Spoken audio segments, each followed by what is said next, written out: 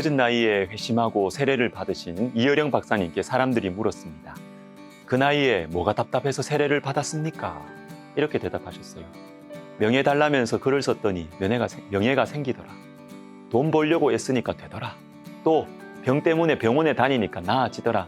그런데 어느 날 너무도 외로워서 극장에 가서 영화를 봐도 내가 좋아하는 글을 봐도 마음은 채워지지 않고 이 세상에 나 혼자구나 라고 느껴졌다. 절대 고독을 느낄 때 어디로 가야 할까? 여러분, 사람의 마음에는요, 어떤 것으로도 채워지지 않는 빈 공간이 있습니다.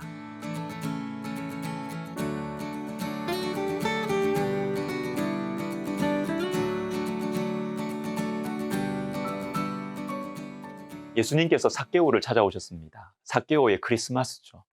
삭개오의 직업 또는 사회적 지위는 세리장입니다. 세금이 많이 들어오는 곳에 세리들의 책임자, 높은 자리입니다. 그런데 당시 세리장의 임명권은 지배국인 로마에 있었습니다. 로마는 정해진 금액만 바치면 나머지 세금에 대해서는 세리들이 개인적으로 착복하는 것을 허용해 주었습니다. 그래서 동족들에게 세리장은 로마의 권력을 방패로 동족들의 피 같은 재산을 양식으로 삼고 살아가는 증오의 대상입니다. 그런데 삭개오가 예수님을 따르는 많은 백성들, 자기를 싫어하는 사람들이 있는 곳으로 가요. 매우 위험한 행동입니다. 왜 그랬을까요? 영혼의 배고픔 때문입니다. 세리장, 부자, 권력과 돈으로 채울 수 없는 배고픔 때문에. 프랑스의 천재 수학자인 파스칼이 예수님을 만난 후에 이런 고백을 합니다. 모든 사람의 마음에는 하나님만이 채우실 수 있는 빈 공간이 있다. 요한복음 4장에서 우리 주님께서 이렇게 말씀하십니다. 14절, 내가 주는 물을 마시는 자는 영원히 목마르지 아니하리니 내가 주는 물은 그 속에서 영생하도록 솟아나는 샘물이 되리라. 예수님께서는 영원한 생명을 주십니다. 다 가진 것 같아도 채워지지 않고 다 누려도 채워지지 않는 빈 공간, 목마른 우리의 영혼에 영원한 생명을 주십니다. 안 가져봤을 때는 불만과 짜증과 분노가 생기지만요. 그래도 없을 때는 기대가 있어요. 저 자리에 가면 뭐가 있겠지.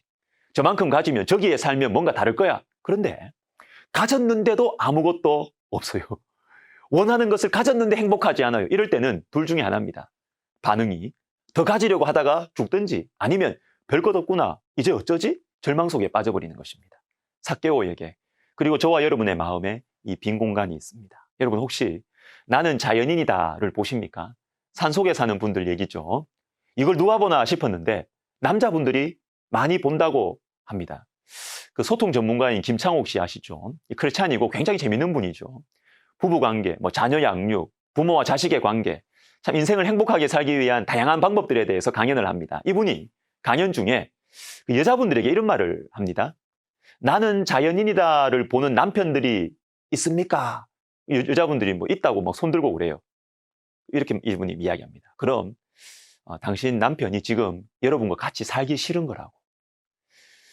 부부 사이의 문제 이전에 남자들의 마음이 너무 힘들고 지치고 외로워서 나는 자연인이다 이걸 본다는 것입니다. 그런데요, 이 김창옥 씨가 마음에 병이 걸린 적이 있었습니다.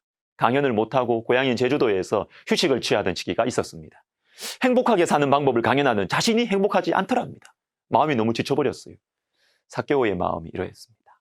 우리 모두는 영혼의 배고픔을 가지고 있습니다. 그런데 여러분, 예수님께서 삭개오를 찾아오셨습니다. 누가복음 19장을 시작하면서 우리나라 성경에 생략되어 있는 말이 있습니다. 보라! 자, 19장 1절 예수께서 여리고로 들어가 지나가시더라. 보라! 삭개오라 이름하는 자가 있으니 세리장이요 또한 부자라. 예수님께서 여리고로 들어가셔서 어쩌다가 삭개오를 만난 것이 아니라는 것이죠. 성경은 삭개오를 보라 하고 강조하고 있습니다. 예수님께서는 삭개오 때문에 여리고로 가신 것입니다. 그리고 5절을 한번 읽어보겠습니다. 삭개오야 속히 내려오라. 이름을 부르십니다. 삭개오라는 이름의 뜻은 의로운 자입니다. 근데 이름은 의로운 자인데 전혀 의롭지 않은 인생을 살고 있습니다. 자, 이렇게 살면 안 되는데. 부모님께서 내 이름을 지어주실 때, 하나님께서 나에게 한 번뿐인 인생을 허락하실 때는 이런 삶을 기대하시는 것은 아닐 텐데 돈을 많이 벌어도 맛있는 것을 먹어도 영혼의 배고픔이 채워지지 않는 것입니다. 그런데 예수님에 대한 소문이 들려옵니다.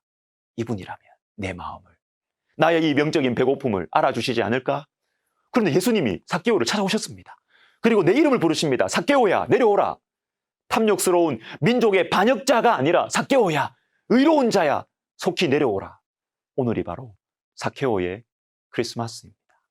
여러분, 크리스마스는 새로운 출발입니다. 어두움 가운데 오신 예수님, 가장 더러운 구유에 오신 예수님, 가장 낮고 천한 목자들에게 오신 예수님, 그리고 지금까지의 삶을 지워버리고 싶은 삭개오에게 오신 예수님. 크리스마스는요, 다시 시작해보자는 하나님의 초대장입니다. 삭개오는 예수님을 보려고 나무에 올라갔습니다. 예수님께서도 삭개오를 위해서 나무에 오르셨습니다. 삭개오가 위험과 수치를 감수하고 나무에 올라갔던 것처럼 예수님께서는 삭개오를 살리시기 위해서, 삭개오에게 영원히 목마르지 않는 생명을 주시기 위해서 나무에, 십자가에 오르셨습니다. 그리고 그 십자가에서 이렇게 울부짖으셨습니다. 엘리 엘리 라마 사박다니, 나의 하나님 나의 하나님 어찌하여 나를 버리셨나이까. 한 신약학자가 이 말을 했습니다. 이런 말을 했습니다. 버림받으신 예수님의 부르짖음은 우리를 버리지 않고 함께 하겠다는 하나님의 외침이다. 예수님께서는 우리를 버리지 않기 위해서 버림을 받으셨습니다. 우리와 함께 하시기 위해서 버림을 받으셨어요. 삭개오 사건의 결론이 누가복음 19장 10절입니다. 인자가 온 것은 잃어버린 자를 찾아 구원하려 함이니라. 잃어버린 자, 삭개오를 찾아오신 예수님께서는 영원히 삭개오를 버리지 않으시기 위해서, 삭개오와 영원히 함께 하시기 위해서 자신이 버림을 받으셨습니다. 엘리 엘리 라마 사박다니, 나의 하나님 어찌하여 나를 버리셨나이까.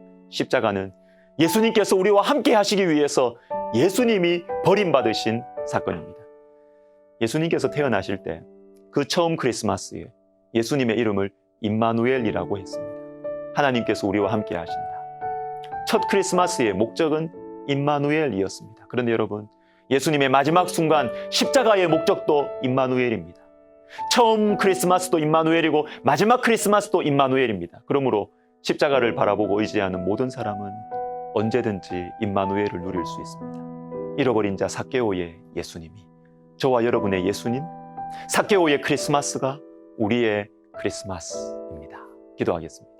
하나님 아버지, 우리를 떠나지 않으시기 위해서 나무에 오르시고 버림받으신 예수님, 우리가 이 사랑을 기억하면서 크리스마스에 새롭게 출발할 수 있도록 주님, 우리에게 새 소망과 새로운 용기를 허락하여 주옵소서. 예수님의 이름으로 기도드립니다.